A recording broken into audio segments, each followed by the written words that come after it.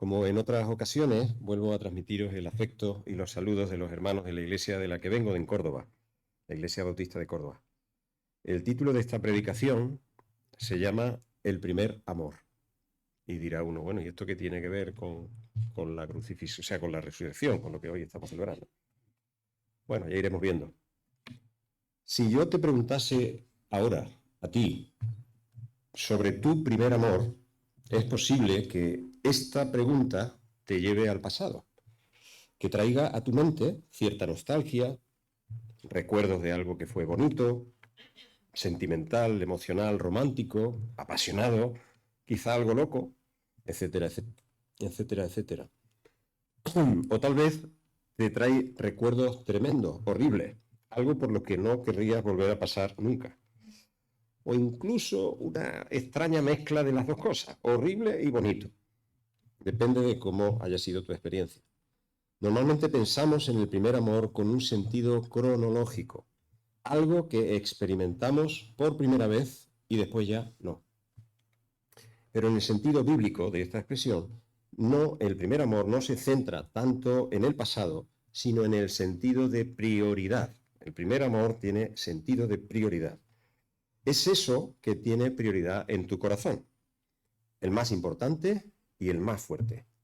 Tal vez no sepas ubicar bien cuál es tu primer amor en este momento, en este sentido. Algunas preguntas que quizá te puedan ayudar a descubrirlo. ¿Qué tienes actualmente que no podrías soportar perder? Bajo ningún concepto podrías soportar perder. Otra pregunta. ¿Qué te hace sentir que tu vida tiene sentido? ¿Qué te hace sentir verdaderamente que tu vida tiene sentido? ¿Qué?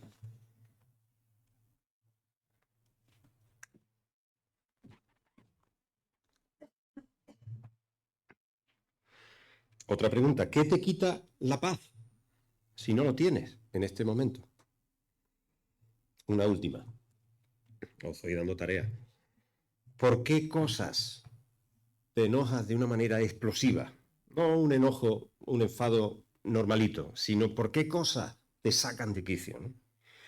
Posiblemente estos aspectos te ayuden a ubicarte en cuanto a definir qué sería, en tu caso, el primer amor.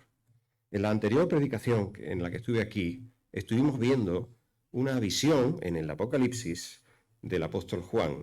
No vimos entonces a un Jesús como el que sale estos días en procesión, crucificado, sufriente, ni tampoco el que caminó humano con los apóstoles, ensuciándose los pies por aquellos caminos polvorientos de la Palestina del siglo I.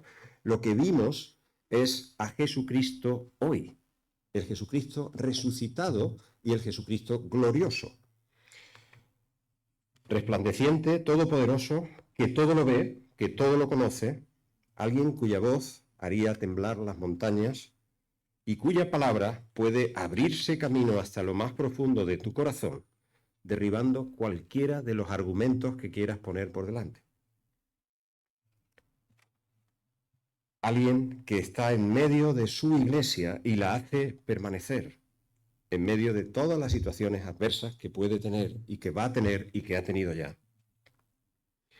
Hoy, sin embargo, veremos en Apocalipsis 2, del 1 al 7. Si tenéis Biblia, pues podéis ir buscándolo mientras, porque sería interesante que pudiéramos seguir, pero si no, pues sencillamente lo voy a leer bien.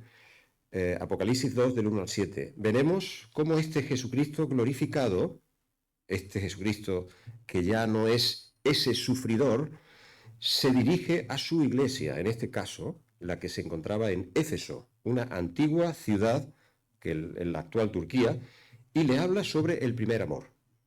Antes que nada, quiero aclarar que este pasaje que vamos a leer está dirigido a esa iglesia de Éfeso, con su realidad, con sus circunstancias y sus necesidades específicas.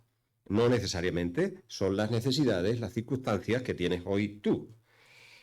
Pero entonces eso significa que esto que vamos a ver no tiene utilidad para esta iglesia hoy, o más aún, significa que si yo no soy cristiano, este mensaje no tiene utilidad para mi vida. La respuesta está en la Biblia. 2 Timoteo 3:16 dice: toda la Escritura, la Biblia, la palabra de Dios, es inspirada por Dios y útil. Y resalto esta palabra, útil. Tiene utilidad para tu vida. Toda la Escritura es inspirada por Dios y útil para enseñar, para reprender, para corregir y para instruir en justicia, a fin de que las personas que quieren hacer la voluntad de Dios, el siervo de Dios, esté totalmente preparado para cualquier cosa buena. Así es que vamos a leer directamente ese texto que hemos dicho de Apocalipsis 2, versículos del 1 al 7. Dice Jesucristo al apóstol Juan para que lo envíe a esa iglesia de Éfeso. Escribe al ángel de la iglesia de Éfeso. Esto dice el que tiene las 7 estrellas en su mano derecha y se pasea en medio de los 7 candelabros de oro. Conozco tus obras, iglesia, lo duro de tu trabajo y de tu perseverancia. Sé que no puedes soportar a los malvados y que has puesto a prueba a los que se dicen ser apóstoles pero no lo son. Y has descubierto su falsedad. Has perseverado y sufrido por mi nombre, sin desanimarte. Sin embargo, iglesia, tengo contra ti que has abandonado tu primer amor. Recuerda de dónde has caído. Arrepiéntete y vuelve a practicar las obras que hacías al principio. Si no te arrepientes, iré y quitaré de su lugar tu candelabro. Pero tienes a favor que aborreces las prácticas de los nicolaitas, las cuales yo también aborrezco. Y finalmente dice, el que tenga oídos, que oiga lo que el Espíritu dice a las iglesias. Al que salga vencedor, le daré derecho a comer del árbol de la vida, que está en el paraíso de Dios. Hasta aquí la palabra. Posiblemente cueste ubicarse, sobre todo si no estás familiarizado con estos textos. Voy a poner este tiempo en manos de Dios, sabiendo que Él está hoy aquí, aunque no lo sintamos, aunque no lo sepamos. Él sigue escuchando cada una de las cosas que estamos pensando y cada uno de nuestros pensamientos, de nuestras inquietudes, de nuestra situación. Señor, ayúdanos a verte en esta mañana. Te pido especialmente, Señor, que podamos verte en todo esto que estamos haciendo hoy, Señor. Muchas gracias por la creatividad de las personas, Señor, que nos han enseñado en las canciones, por la participación. Gracias, Señor, por todo el trabajo que hay detrás de eso. Pero especialmente, Señor, ayúdanos a verte. Sé, Señor, que hay muchas personas que no creen en ti o no te conocen o no han tenido una experiencia, una relación personal contigo. Yo te pido, Señor, que las palabras, Señor, puedan llegar hasta lo profundo del corazón en esta mañana. En el nombre de Jesús lo pedimos. Amén. Bueno, lo primero es, cuando se ve un texto bíblico, es hacer una cosa que se llama exégesis. Intentaré, no, por lo menos, no enrollarme demasiado. Es decir, la exégesis es decir, cuál es el contexto y qué quería decir este pasaje que hemos leído en los primeros oyentes, para después tratar de entender qué quiere decir hoy para nosotros. Por un lado, vemos que Jesucristo conoce muy bien a esta iglesia de Éfeso, conoce a cada integrante. Y no solamente conoce la iglesia, sino conoce también las circunstancias que rodeaban a esa iglesia. Éfeso no era una ciudad fácil si eras un cristiano en el primer siglo. Ser cristiano ahí era un desafío bastante potente y continuo. Esta ciudad era un puerto comercial importante y se la consideraba guardiana del templo de la diosa Artemisa y de Júpiter, por lo que cualquier creencia que se apartase o que menoscabase un poco a estos dioses era una amenaza que había que destruir. Jesús conoce y aprueba el esfuerzo de estas personas, su trabajo duro, como hemos visto, su sufrimiento perseverante por defender y extender el cristianismo en un entorno tan hostil. Elogia también su empeño de combatir la maldad, no solo de apartarse del mal, sino de combatir activamente el mal. Además, sabe que tienen capacidad para saber si una persona es alguien de verdad que dice ser cristiano o no, si alguien dice ser apóstol, en este caso enviado por Dios o no. Pero hay un problema que no es un problema pequeño. Jesús tiene algo en contra de esta iglesia y por tanto hay una reprensión. Reprender es señalar activamente, de manera enérgica, en qué está el fallo. Es decir, eso no, como le decimos algunas veces a los perritos cuando no queremos que hagan una cosa, ¿no? Eso es reprender. La reprensión tan grave es que ha abandonado su primer amor, como hemos dicho, expresado aproximadamente lo que podría ser este primer amor. La consecuencia inmediata es que todos sus actos ya, aunque correctos, aunque sacrificados, no se realizan por amor a Jesucristo. Podían estar machacados, podían estar luchando contra el enemigo, contra la ciudad, podrían dedicar horas y horas y horas de esfuerzo, de reuniones, de planificaciones, pero no lo hacían con un corazón que estaba enamorado de Cristo, de Jesucristo. La palabra en griego que utiliza el texto original para amor aquí es ágape. Es una palabra que seguramente habéis escuchado alguna vez. No es un amor que está fundamentado en lo que siento, en mis sentimientos o en el interés que yo puedo sacar de algo. No es un amor que yo digo, bueno, esto me produce algo muy bueno y por eso yo lo amo. No, la palabra amor, el sentido de la palabra amor de la que se habla aquí y en la Biblia más de 300 veces, es un amor decisivo, decisión. Es un tipo de amor maduro, desinteresado, sacrificial, que es capaz de sacrificar aspectos de uno mismo en beneficio de otra persona sin esperar nada a cambio. Esta es la clave de ese amor. Ese amor sí es amor con mayúsculas.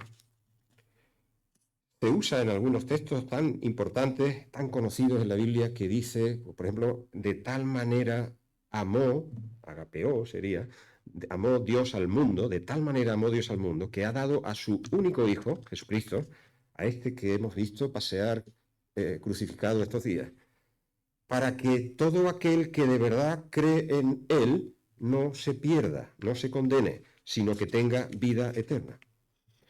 También es el tipo de amor que se nos pide a los seguidores de Cristo. Por supuesto, es un amor que nosotros no somos capaces de procurar, de conseguir, que no nos sale de manera natural. Por eso es el primer fruto de que hay vida de Jesucristo en la vida de la persona. Es uno de los primeros frutos del Espíritu que aparecen en la Biblia. Es una consecuencia de que Dios vive en ti, si realmente tienes un amor de este tipo. La palabra original en griego, que se traduce por abandonar o dejar, has abandonado tu primer amor, implica un abandono voluntario, un abandono progresivo. No es algo gradual, perdón, es algo gradual, no es un abandono accidental, inmediato. Y Jesucristo da tres claves, tres llamados específicos ante este problema. Uno, recuerda de dónde has caído. Haz memoria. Dos, arrepiéntete. Y tres, vuelve a casa, vuelve a las obras primeras. Es algo tan grave que Jesús advierte del riesgo si la Iglesia no responde a ese llamado. Iré y quitaré de su lugar tu candelabro. El candelabro vimos en otra ocasión que es la representación de lo que la Iglesia está llamada a ser al mundo. Es el símbolo de la luz, el símbolo de poder ser luz para la humanidad. Así, cuando Jesús dice, si no te arrepientes, si no regresas y yo no soy tu primer amor, iré y quitaré de su lugar tu candelabro. Apagaré tu luz ante el mundo, dejarás de ser influyente en tu entorno directo. Es durísimo. Después de todo lo que han sufrido, después de todo su trabajo en el nombre de Cristo, ¿no? Parece algo desproporcionado este castigo, parece un achaque, parece, oye, la gente lleva sufriendo lo más grande y ahora por una tontería de esta, vamos a ir viendo que no es una tontería, es la diferencia entre la vida y la muerte. Acaba diciendo, el que tenga oídos para oír, que oiga. Aquí esta expresión en la Biblia resalta normalmente varias cosas, pero aquí especialmente una idea muy clave. No todos los que oigan este mensaje van a oír este mensaje de verdad. No a todos va a llegarle al corazón y a producir un auténtico arrepentimiento. Y finalmente dice, al que salga vencedor le daré derecho de comer del árbol de la vida. Esto implica que hay una lucha o una carrera, que existen obstáculos o situaciones que nos hacen ralentizar nuestro ritmo o enemigos, y que existen vencedores y vencidos. Y también que hay algo mucho mejor después, un premio mucho mejor después de lo que hay en este momento. Hasta aquí esta breve exégesis. Quería deciros que decía John Stott, un predicador muy famoso, un pastor muy famoso, que muchas veces las personas que leemos la Biblia, vamos a la Biblia esperando recibir algo de Dios que nos agrade, que nos guste. ¿Queremos oír a Dios? Sí. ¿Sabemos que Dios está a través de la revelación en la Biblia? Sí. Pero no estamos dispuestos a recibir una palabra que nos exhorte o incluso que nos reprenda. No estamos dispuestos a eso. No queremos eso. No es agradable. Decía John Stott que probablemente no oigamos más a Dios, no es que Dios no hable, es que no oigamos más a Dios, porque no estamos dispuestos a ser corregidos. En este sentido, Dios no sería nuestro primer amor, somos nosotros. No queremos ser reprendidos, no queremos ser corregidos, pensamos que no necesitamos serlo y es nuestro deseo el que suele imponerse. Nosotros somos nuestro primer amor. Pero Jesucristo nos conoce y nos conoce muy bien. Yo, después de 30 y tantos años casado con Mati, creo que ella es la persona que mejor me conoce, personalmente. Y yo a ella creo que la conozco bien, pero menos. Las mujeres sois más complicadas también, más complejas. Aún así, aún sabiendo que ella me conoce mucho y que yo la conozco, me dice de vez en cuando, parece mentira que no me conozcas todavía. A lo mejor os pasa también a vosotros, a unos y a otros. También os digo que yo no me fijo mucho. Pero Jesús nos conoce muy bien. Veíamos el otro día esta imagen. Si alguno quiere un poco volver a esto, pues supongo que estará en YouTube o en algún sitio de la iglesia colgada en la predicación. Esta imagen de Jesús que tiene una llama de fuego en sus ojos, que es capaz de llegar al corazón, de verlo todo. Conoce nuestros pensamientos antes incluso de que yo los exprese, antes incluso que yo decida qué voy a decir o no. Él sabe cómo soy, sabe cómo eres. Ve nuestros actos y conoce el motivo último por el que haces lo que haces. El punto aquí es que yo podría engañar a mi esposa o ella a mí, porque nos conocemos mucho, pero no del todo. Y incluso podría llegar hasta engañarme a mí mismo, porque el corazón, dice la Biblia, que es una cosa engañosa. Pero yo ni tú podemos engañarlo a él. No puedes engañarle, no puedes hacerle trampa y no puedes darle esquinazo. Puedes tratar de escaquearte, puedes tratar de pensar que no, pero sigues estando visto en todo tiempo, pero visto a un nivel profundo. Pero esa capacidad de conocerlo y verlo todo también significa que ve nuestros sufrimientos, nuestros problemas, nuestras luchas, nuestras incapacidades personales, el querer y no poder. Y aún así, y con todo ello, y por ello, Él sigue amándonos con ese amor en mayúsculas que hemos dicho, ágape, desinteresado y absolutamente decisivo con su voluntad. En muchas ocasiones,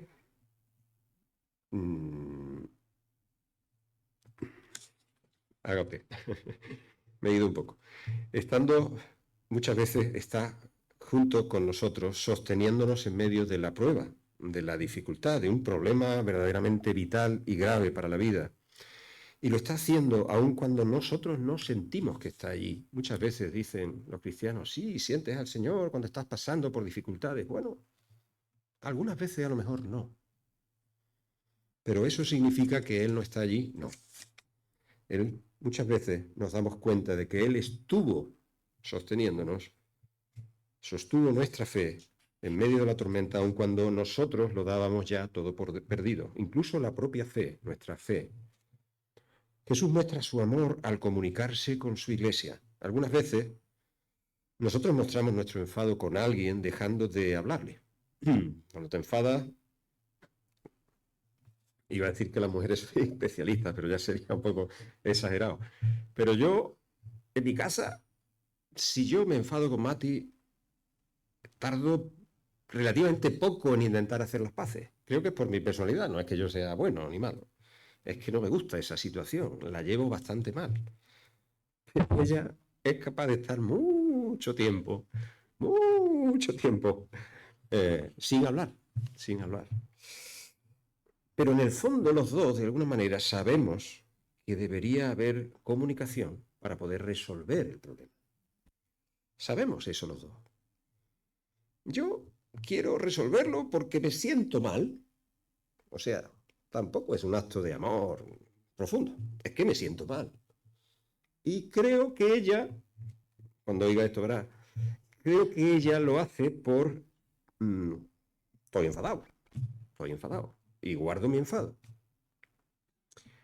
Ninguna de las dos estamos llevando razón. Dejamos de comunicarnos, que es la cuestión.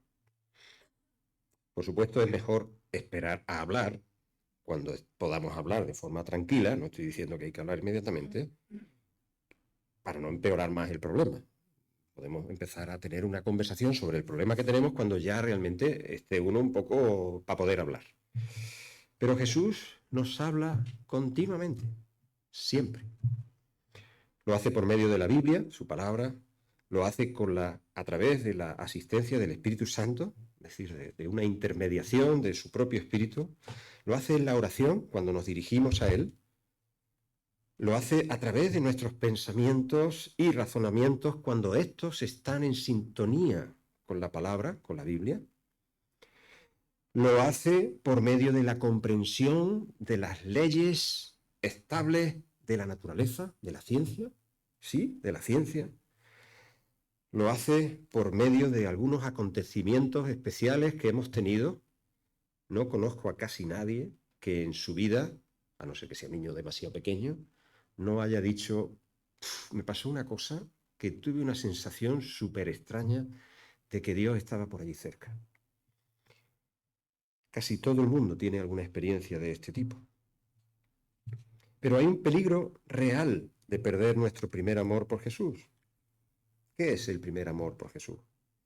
Porque no es en sí, esto podemos confundirnos, sobre todo las personas creyentes cuando se convierten, no es en sí ese estado eufórico, ese estado de ánimo o ese sentimiento que tuviste cuando te convertiste.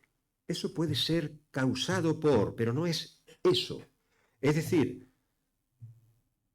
perder el primer amor no es que ya no estás de subidón. Perder el primer amor es la realidad interior, profunda, de un corazón que ha sido conquistado por la gracia escandalosa. Es cuando entiende de manera íntima, de forma personal, no te lo explican, sino que tú lo acabas entendiendo, lo que Jesús ha hecho por ti. Cuando percibes la inmensidad del amor que tiene a ti, que te tiene al entregar su propia vida a cambio de tu propia libertad.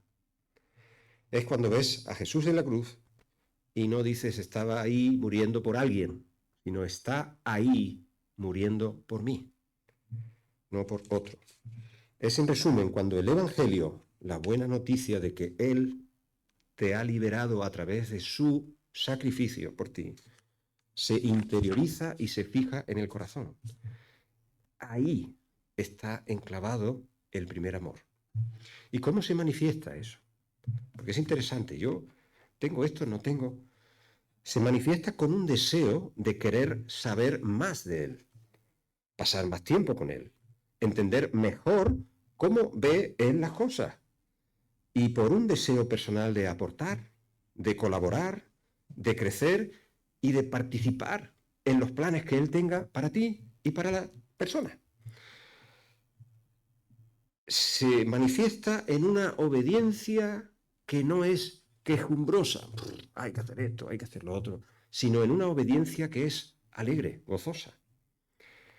Cuando alguien te dice que para creer en Cristo primero tú tienes que cambiar, y dejar todas las cosas que a él no le agradan, te está engañando. Otra vez, cuando alguien te dice que para creer en Cristo, primero tú tienes que cambiar y dejar todas las cosas que a él no le agradan, es mentira. Quizá estabas equivocado en esta apreciación. Para que Cristo te reciba y te abrace, únicamente tienes que ir a Él con arrepentimiento por tus pecados y con fe en que Él puede salvarte y darte vida eterna. Vas como estás y como eres en ese momento.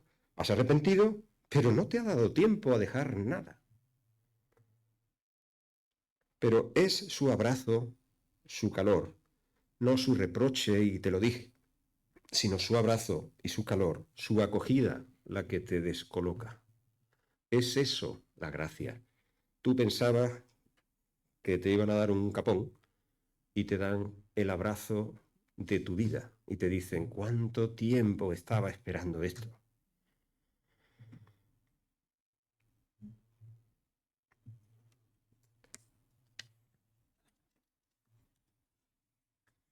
Esa nueva vida interior, lo que la Biblia llama nuevo nacimiento, que Él te da, es la que te hace desear solo las cosas que a Él le agradan y rechazar las que no.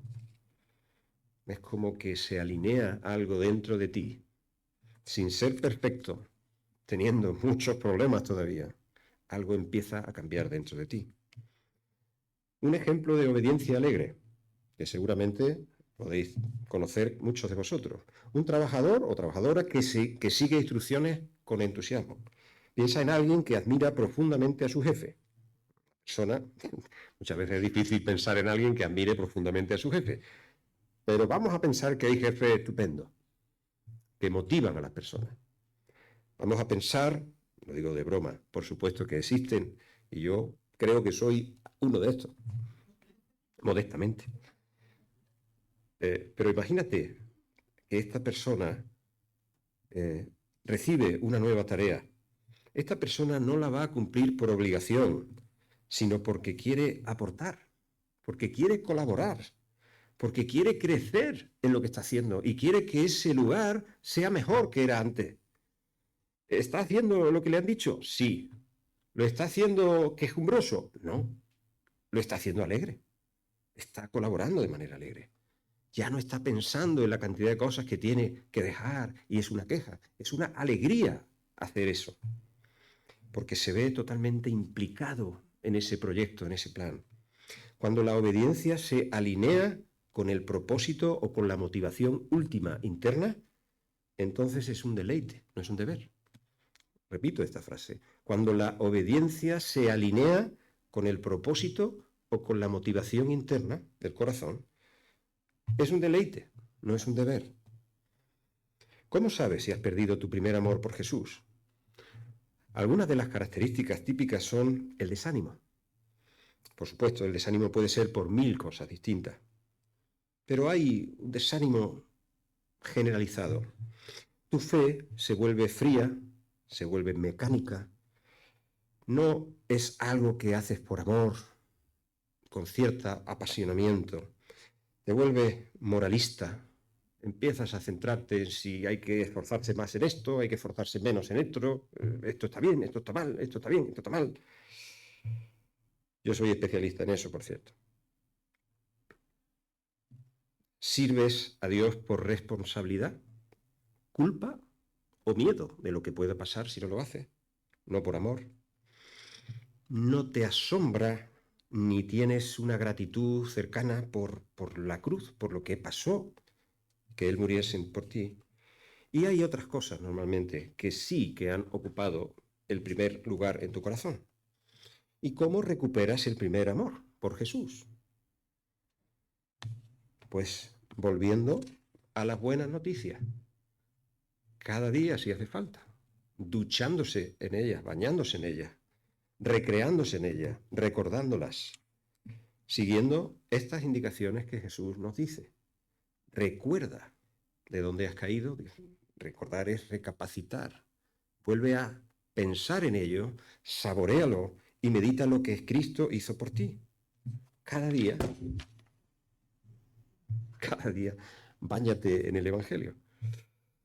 Arrepiéntete sería la otra línea. ¿De qué? Pues de esa pérdida gradual. No es que yo de golpe y porrazo dejo de estar enamorado de una persona. Hay una pérdida gradual en la que yo empiezo a meter otras cosas por medio y ya no me centro en las cosas maravillosas que me tienen enamorado de esto. Y entonces se va haciendo una degradación de lo que debería ser un corazón totalmente entregado. Y de eso hay que arrepentirse.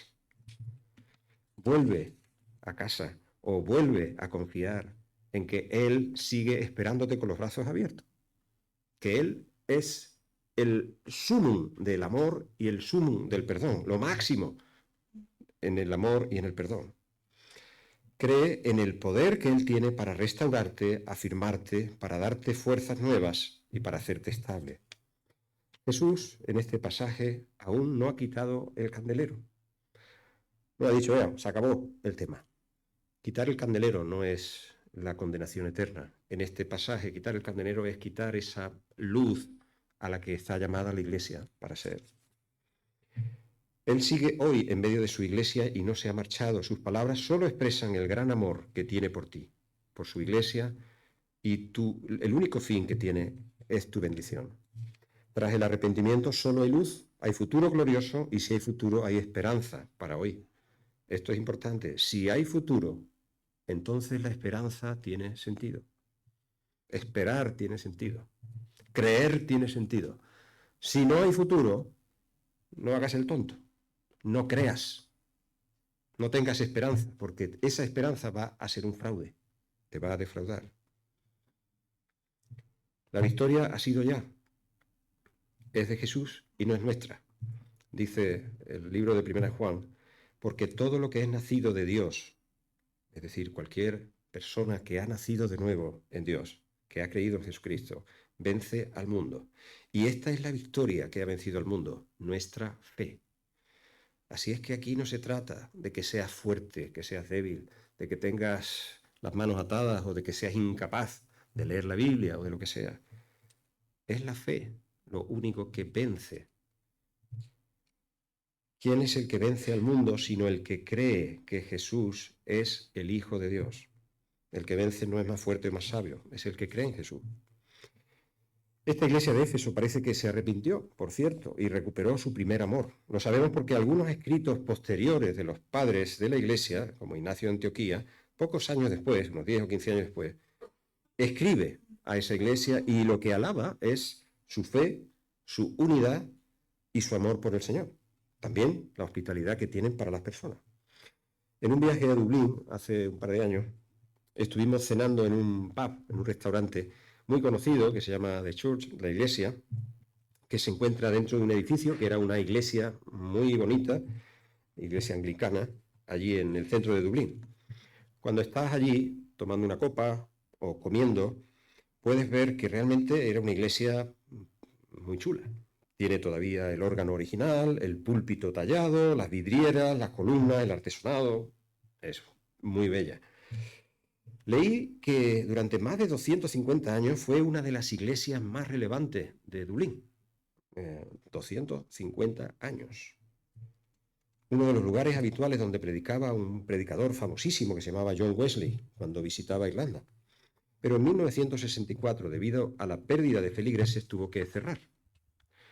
Algunas personas podría parecerle un sacrilegio esto de que el nuevo uso del edificio sea un sitio de copa y no sé qué. Yo no veo nada sacrílego. Un edificio es un edificio. Pero sí hay un punto triste cuando un lugar llamado a ser referencia cristiana, algo que está llamado para ser luz, deja de serlo. Quizá abandonaron su primer amor y entonces ya no hubo vuelta atrás. Las generaciones van y vienen. Padres, hijos, nietos, bisnietos, no sé qué. Incluso las civilizaciones. Ahora Éfeso ya, por ejemplo, es una ciudad que no existe, son ruinas. Sin embargo, Jesucristo y su palabra, eso sí permanece para siempre. Y es así porque Él dice, no tengas miedo, yo soy el principio y el final, y el que vive. Y estuve muerto, pero ahora vivo por los siglos de los siglos, y tengo las llaves de la muerte y del infierno. Él es la roca firme, inamovible. Si quieres permanecer para siempre, ¿esto crees que es posible? Ánclate a Él. Ni siquiera la muerte es el final, entonces, como estamos celebrando hoy. Porque hoy, Domingo de Resurrección, es un día señalado en toda la cristiandad. Es un día de celebración realmente. Podemos celebrar esto en cualquier momento. Los días, las fiestas, tienen su importancia, son bonitas, pero realmente no es hoy cuando resucita. Él vive. Y eso es para celebrarlo.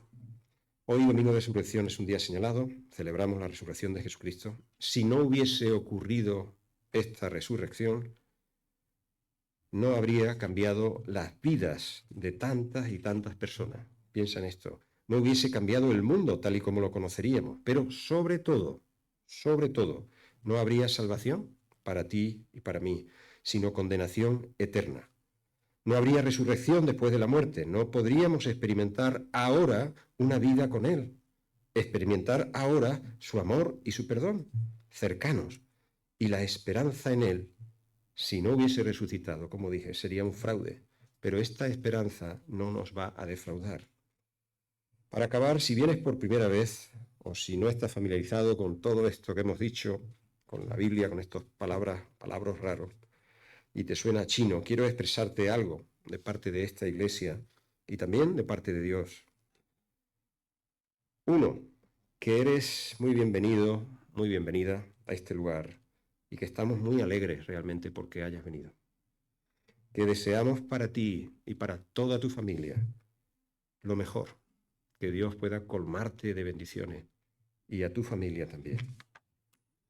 Segundo, que Jesucristo no solo murió para pagar los pecados de los asesinos, sino de todos los seres humanos. Por tanto, y aunque no te consideres alguien muy malo, Él tuvo que morir también por ti. Que pese a las veces que no le has tenido en cuenta en tu vida, Él, que murió por ti, sigue esperándote pacientemente y con anhelo de abrazarte, darte perdón y hacerte miembro de su casa. Que la vida plena, la vida que realmente merece ser vivida, la vida, comienza una vez que tú has tenido este encuentro personal con Jesucristo. No es una pérdida, sino una ganancia completa. Cuando Él es el primer amor, todo lo demás no desaparece, solamente ocupa su lugar correcto.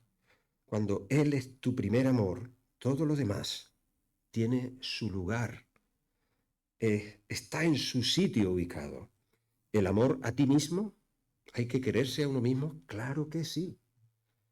El amor a la familia, el amor a las relaciones, a las personas, el amor a la naturaleza, el amor a trabajar, el amor a descansar, el amor al placer, el amor a lo que quieras, hasta el amor a los enemigos. Todo tiene su lugar. Y por último, que en esta comunidad somos de todo menos perfectos. Realmente, por muy buena cara que te pongamos, somos pecadores que hemos encontrado en Jesús perdón y salvación. Estás y estarás invitado a venir siempre y a que intentaremos no poner ninguna careta porque no somos para nada perfectos. Y a ti, finalmente, querida iglesia, tienes por delante un futuro prometedor. Mira a Cristo, mira su poder, su belleza, su amor profundo e insondable. Y cuando lo hayas visto, entonces, no antes, actúa en consecuencia. Pues espero que el Señor bendiga esta palabra y sobre todo que pueda llegar, sé que es larga, sé que es extensa, pero que pueda hacernos reflexionar, quizá no hoy, no en este momento, pero sí que algo de esto quede. Eso sería nuestra oración como iglesia y nuestro mejor deseo para ti también. Que Dios bendiga.